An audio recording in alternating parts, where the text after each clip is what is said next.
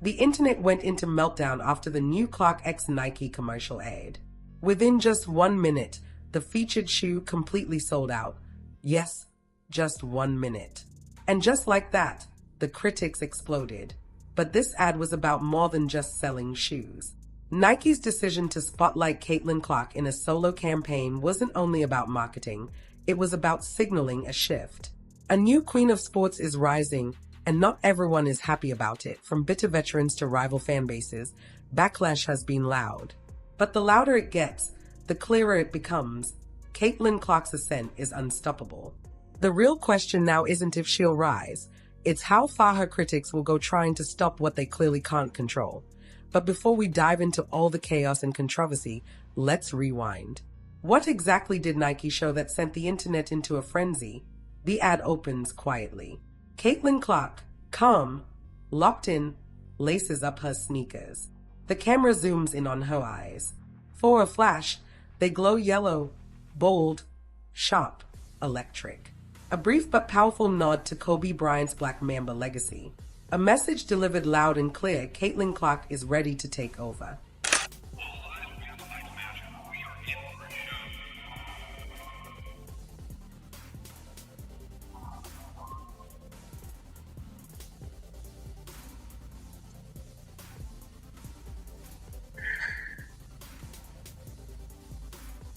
Bouncing connection.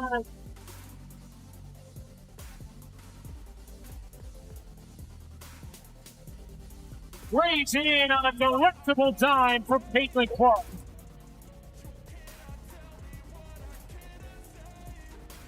Fans had already seen Caitlin Clark rocking the sneakers on the court during her college days, long before they were officially released. To most, they just seemed like her go-to pair, reliable, stylish, and part of her routine. But what many didn't know, she secretly called them her magic shoes. To Clark, they weren't just special, they were personal. A quiet source of confidence, a symbol of something bigger. And now, with the official release, those once private kicks are no longer just hairs that they are ready to become magic for the world. The shoes? The people here. Yeah, I packed 3 pairs. I didn't know which ones I was going to go with. All had a little bit of yellow in them. But these are my Bruce Lee Kobe's that have worn literally every big game of my career at Iowa. So I was like, I have to break them out. So I didn't pick any of my PEs today. You could probably get these or find them, probably buy them on the secondary market, but they're kind of hard to come by. But I mean, there was no other option. I had to choose these, and yeah, they're kind of like my magic shoes, honestly. The commercial and the shoes drew mixed reactions from critics and detractors. Nike's decision to pair Kobe and Caitlin didn't sit well with everyone. I was having a argument, or I would say a friendly debate with a friend of mine about this, and he said that, because Caitlin hasn't, because she's fairly new in the WNBA. I know this is the second year, but she hasn't proven that she could sell shoes, so the collaboration is a smart move by Nike, because you add a big thing like Kobe Bryant to it, it's going to sell. The clip said it all. The irritation in his voice wasn't just about the commercial, it was about the message behind it.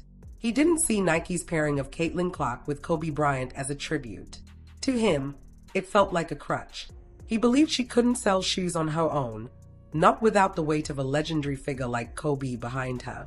In his view, it was Kobe's legacy, the Black Mamba effect, doing all the heavy lifting. But here's the twist, the shoes sold out in under a minute. That outcome challenged his belief. Maybe Caitlin didn't need Kobe after all. Yet, even then, some people refused to accept that she could stand on her own. His opinion reflects a deeper issue, the long-standing lack of support and visibility for women's sports, especially the WNBA. Major ad campaigns are rare, and signature sneakers for female athletes are even rarer. To him, a rookie female player could never achieve that kind of success on her own. He chalked it all up to Kobe, ignoring her popularity, her talent, and the packed arena she consistently draws. And that mindset is exactly why moments like this matter. For some of you guys, you had an absolute movie today on Nike Sneakers app. But let's be real, a majority of us saw this screen today from the Caitlin Clark Kobe drop. Like all the sneaker blogs have been tweeting all weekend. The first 13,000 pairs sold out in under a minute. Just like that, Caitlin Clark proved him wrong. Almost immediately, the shoes began surfacing on secondary markets, where they were reselling for $350 to $600, rendering the original $190 retail price irrelevant. According to StockX, the leading indicator of sneaker value, the average resale price settled at $360, with the most coveted sizes going for as much as $800. But here's where things get interesting. While critics continue to discredit Caitlin, many of her supporters turned their questions toward Nike. Why didn't they act sooner? From the moment Clark entered the WNBA, it was obvious she was the real deal. But Nike had been preoccupied with internal debates and a different direction. Before signing Clark, Nike had been heavily invested in another rising star, AJA Wilson of the Las Vegas Aces. Wilson was offered a reported $20 million annual deal, backed by bold, attention-grabbing ad campaigns positioning her as the underdog hero. But the hard truth is this: what Caitlin Clark brings to the table can't simply be manufactured. Despite Nike's full support of Wilson, Clark had already built unstoppable momentum on her own. Without a corporate push, she generated an estimated $82 million in economic impact for Iowa during her college career. All she ever needed was a ball and a hoop. Meanwhile, Nike appeared more focused on checking off social justice boxes than identifying the actual game changer who was right in front of them. That miscalculation may explain some of the lingering resentment, not just from critics, but from within the industry itself. Nike finally delivers Caitlin Clark PE. Is this the first Caitlin Clark exclusive Nike commercial since she's entered the WNBA? I know she's made a cameo here, she's made a cameo there, she was featured as part of this rollout here, featured as part of this rollout there, but is this our first official Caitlin Clark solo commercial? And this is where much of the tension is rooted. AJA Wilson and her camp began framing themselves as overlooked, suggesting that a rookie, Caitlin Clark, was receiving disproportionate attention during the previous season. Wilson even went as far as to imply that Clark's rapid rise was aided by the privileges that come with being a white woman in a predominantly black league. It's not really about me. And she knows how her privilege has gotten her to that point. And also, like, she's good at basketball. Like, she understands her privilege and like, pushes her over the top. And it reminds me a lot of you. AJA Wilson's fame largely stemmed from her $20 million Nike deal and the release of her signature A1 sneakers. Meanwhile, Caitlin Clark, still in her rookie season, signed a record-breaking $28 million contract with Nike. But now, the momentum has shifted, and it's unmistakable. With the rise of Caitlin's brand, Wilson's merchandise is quietly being pushed into clearance racks. This is the Caitlin Clark effect. And it's not just a buzzword, it's a measurable, market-moving phenomenon. The numbers speak for themselves. During her first WNBA season, viewership hit heights the league hadn't seen in nearly 25 years. Games featuring Clark's Indiana Fever averaged 1.09 million viewers, compared to just 414,000 for games without her, a staggering 163% increase. But it wasn't just about TV ratings. Her impact was felt in person. League-wide attendance surged by 105%, and remarkably, her 41 appearances accounted for 33.5% of total attendance across the entire WNBA. She's not just moving the needle, she is the needle. I've said this again and again. Caitlin Clark is must-see TV. Caitlin Clark already is having Michael Jordan effect on the WNBA, the same effect Michael Jordan had in his first couple of years in the NBA. Caitlin Clark was breaking records long before she turned pro. Her final college game, the 2024 NCAA Women's Championship, drew a staggering 18.9 million viewers. That's over 4 million more than the men's final. She wasn't just capturing attention, she was redefining the ceiling for women's sports. She wasn't following the playbook, she was rewriting it. She was an unstoppable force last season against Iowa, but was coming off the bench. Clark, oh my, from the future! Perhaps the most surprising part is that the Kobe edition, already stirring so much controversy, is just the beginning. Later this year, Caitlin Clark's official signature shoe will drop. One can only imagine the uproar from detractors when that happens. In the 28-year history of the WNBA, only 12 women have ever received a signature shoe deal. That alone speaks volumes. Despite being only in her second season, Caitlin Clark has already cemented her place among the all-time greats.